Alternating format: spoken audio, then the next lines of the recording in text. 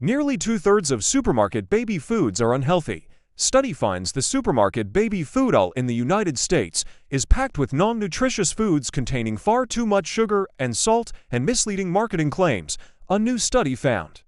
60% of 651 foods that are marketed for children ages 6 months to 36 months on 10 supermarkets' shelves in the U.S. failed to meet recommended World Health Organization nutritional guidelines for infant and toddler foods.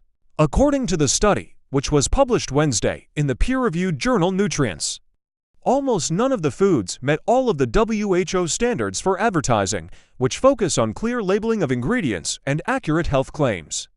Of all the products in the study, 70% did not meet WHO's guidance on protein content, and 25% failed to meet calorie recommendations, the researchers found. 1 in 5 baby or toddler foods contained salt levels above the organization's suggested limits. 1/4 of products contained added or hidden sweeteners, with 44% of the baby and toddler foods exceeding WHO's recommendations for total sugars, said senior study author Dr. Elizabeth Dunford, an adjunct assistant professor of nutrition at the University of North Carolina at Chapel Hill.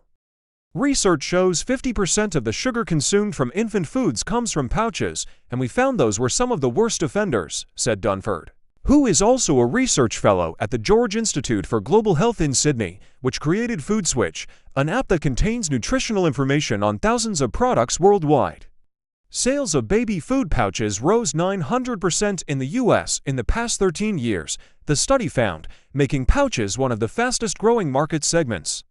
Added sweeteners in baby food pouches. The increasing demand is understandable, as the ease and convenience of pouches can make them irresistible to overworked, stressed parents and caregivers, said Dr. Mark Corkins, St. Jude Endowed Chair for Excellence in Pediatric Gastroenterology at Le Bonheur Children's Hospital at the University of Tennessee Health Science Center in Memphis. He was not involved in the new study. These pouches are very worrisome, said Corkins, who is also chair of the American Academy of Pediatrics Committee on Nutrition. Children have to learn to chew, so they should be eating regular fruits, not pureed, sweetened things in a pouch, he said.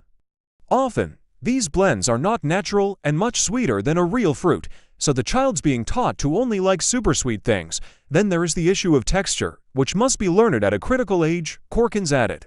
We tell parents to gradually increase the texture of the foods during the introduction to real foods between 6 months and a year, Corkins said. If you don't expose kids to a variety of textures with more chewing during that critical window, they can develop a texture aversion and will refuse anything but smooth, pureed types of foods. CNN reached out to several industry associations who represent various baby food manufacturers but did not receive responses before publication. Lack of guidelines for infant and toddler foods. The study looked at over 650 products gathered in 2023 from the baby food aisle in 10 major U.S. supermarkets. It did not analyze dairy or other refrigerated foods marketed for children. The names and brands of the foods were not disclosed in the study. The researchers applied nutrition and promotional recommendations for commercially produced infant and toddler foods made in 2022 by the WHO Regional Office for Europe. The WHO recommendations are an attempt to address the global disarray in nutritional guidance on foods for babies and toddlers, which happens to be worse in the United States than other Western countries, experts say. The U.S. Food and Drug Administration has implemented regulations on infant formulas and levels of arsenic in baby food, and it makes recommendations on food safety and handling. Are there regulations in different countries specific to infant and toddler foods?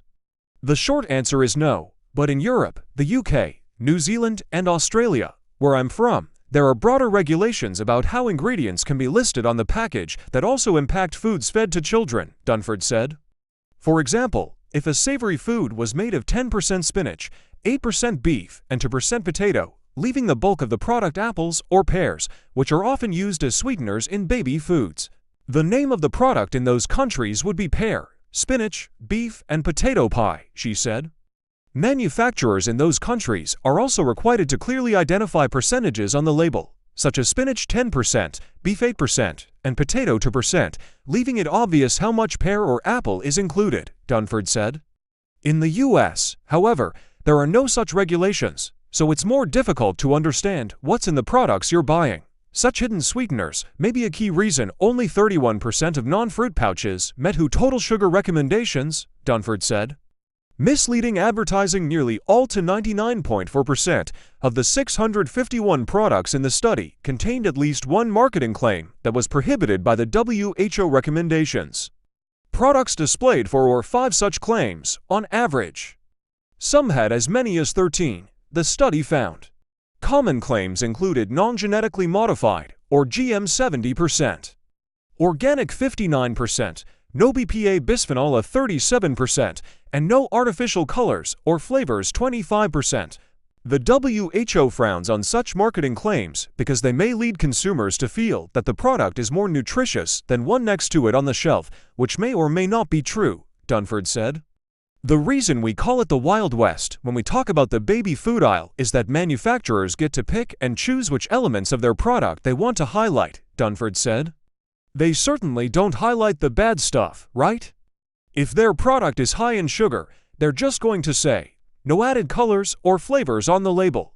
Countries like Australia, she added, require ingredients to reach a minimum nutrient profile. If a food or beverage doesn't meet a baseline nutritional standard, the manufacturer is not eligible to make any specific health claim about that ingredient.